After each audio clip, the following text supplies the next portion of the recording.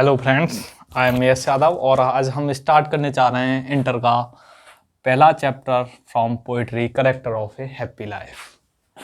Character of a happy life का हिंदी में मतलब होगा खुशहाल जीवन का एक चरित्र, और जिसके जो लेखक हैं वो हैं सर हेनरी वॉटम। तो आज हम सीखेंगे, इसका रेफरेंस आता है एग्जाम में, कॉन्टेक्स्ट आता है, एक्सप्लेनेशन आता है और आता है इसका सेंट्रल आइडिया। क्या क्या आता है? Reference, context and central idea. और जो ये वाली जो पैसेज आता है वो हमारा कितने नंबर का आता है? पूरा 10 मार्क्स का आता है। और उसके बाद जो इसका सेंट्रल आइडिया बचता है, वो जो सेंट्रल आइडिया होता है वो यहाँ पर 7 मार्क्स का आता है। यानी कि हमारा टोटल जो पोइट्री आता है इंग्लिश के एग्जाम में वो आता है 17 नंबर का। तो यहाँ से आज हम जो क्लियर करते हुए चलेंगे, इसके 4 या 5 वीडियो आएंगी, उसमें तुम्हारी जो पोइट्री होगी, जो इंटर की जितनी भी पोइट्री है और जो एग्जाम में आएगी ही आएगी, वो हमारी यहाँ से फिनिश हो जाएगी। ठीक है, तो आज हम स्टार्ट करते हैं। हमारा मतलब ये होता है, देखो इसमें कई सारे स्टेंजा होते हैं। इस वाले में character of a happy life में हमारे 5 स्टेंजा हैं।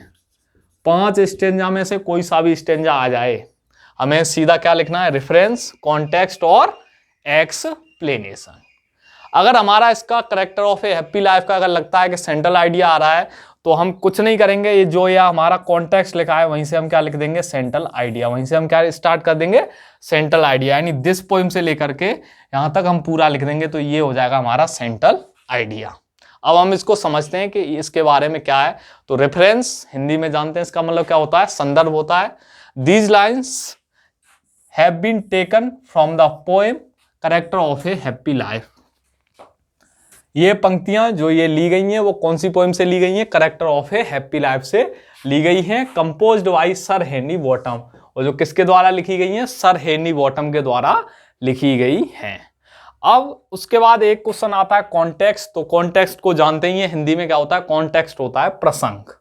तो दिस पोएम डिपिक्ट्स, यानी यह जो कविता है वो चित्रित करती है। डिपिक्ट्स जो चित्र आ रहा है, इसका हिंदी में अर्थ होता है चित्रित करना। इसका हिंदी में अर्थ क्या होता है? चित्रित करना।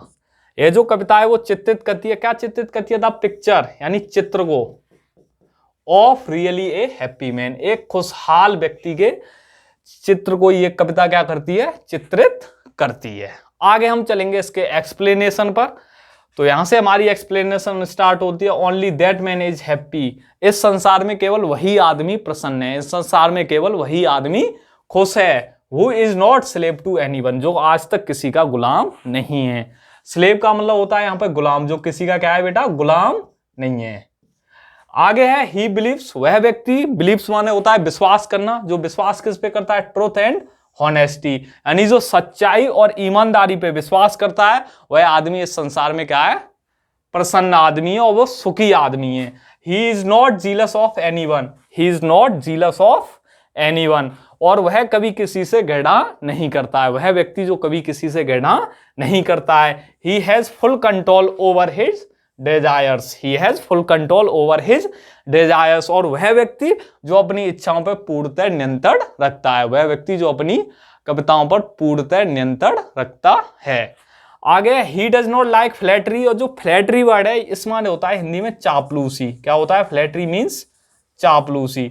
और वह जो क्या पसंद नहीं करता है? चापलूसी, वह व्यक्ति जो पसंद नहीं करता है। आगे his life is free from removers, और जो उसकी जो जिंदगी होती है, जो एक खुशहाल व्यक्ति होता है उसकी जो जिंदगी होती है, रिमूवर्स माने होती हैं अफवाहें। रिमूवर्स माने क्या होती हैं? अफवाहें। तो उसकी जो जिंदगी होती है वो अफवाहों से कैसी रहती है? मुक्त रहती है। अफवाहों से क्या रहती है? उसकी जिंदगी मुक्त रहती है। आगे है हिज लाइफ, यानी उसकी जिंदगी is guided by his inner voice. Inner voice होती है बेटा अंतरात्मा की आवाज। इनर वॉइस क्या होता है? अंतरात्मा की आवाज।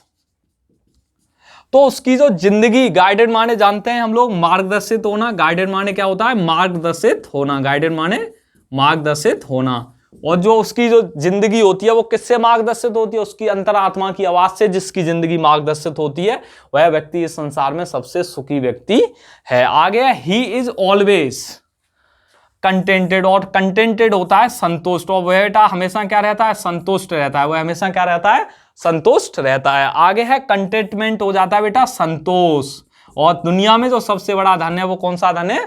संतोष। तो containment is greatest wealth for him, और जो कंटेनमेंट है वो उसके लिए सबसे महान धन है। ग्रेटेस्ट वेल्थ का मतलब होगा महान धन। जो कंटेनमेंट है वो उसके लिए क्या है, सबसे महान धन है। जॉय एंड सॉरो यानी सुख और दुख, यानी खुशी या दुख, सुख या दुख, खुशी या दुख, कुछ भी लगा सकते हैं। सक्सेस एंड फेलियर, सफलता और असफलता, सफलता और असफलता। आर अलाइक माने होता है बेटा एक समान, अलाइक माने क्या होता है, एक समान। उसके लिए कैसी रहती हैं, ये दोनों रहती हैं एक समान, यानी उसके लिए खुश सुख और दुख, सफलता और असफलता उसके लिए एक समान रहती हैं। ही ऑलवेज, वह हमेशा चिंता करता है। केयर्स माने क्या होता है, चिंता करता है। For the greatness of heart and soil, वह किसकी चिंता करता है, वह हमेशा हृदय और आत्मा की महानता की तुलना करता है। वह हमेशा किसकी तुलना करता है, हृदय और आत्मा की वो हमेशा क्या करता है, तुलना करता है। Man who has all these qualities, यानी एक व्यक्ति जिसके ऊपर जो हमने ये क्वालिटीज बताई गई हैं, अगर एक व्यक्ति के पास ये सारी क्वालिटीज होती हैं तो may be called really a happy man, उसको हम एक खुशी व्यक्ति कह सकते हैं। तो आगे से हमारा इतना एक्सप्लेनेशन लिखाओगे तो मैं गारंटी देता हूं कि यहां से जो अपना नंबर मिलेगा, पैसेज का 10 नंबर होता है, वो तुम्हें पूरा का फुल ऑफ फुल मार्क्स मिलेगा। उसके बाद जो हम एक्स्ट्रा चीज करते हैं ना, तो सारे लोग लिख के आते हैं रेफरेंस, कॉन्टेक्स्ट, एक्सप्लेनेशन, लेकिन हमें अगर एक नंबर और ज्यादा चाहिए होता है, अगर हमें लगता है कि पैसेज हमारा थोड़ा बहुत गलत हो रहा है और हमें एक नंबर ज्यादा चाहिए होता है, तो उसके लिए हम इसमें डाल के आते हैं बेटा कमेंट्स। क्या डाल के आते हैं, कमेंट्स।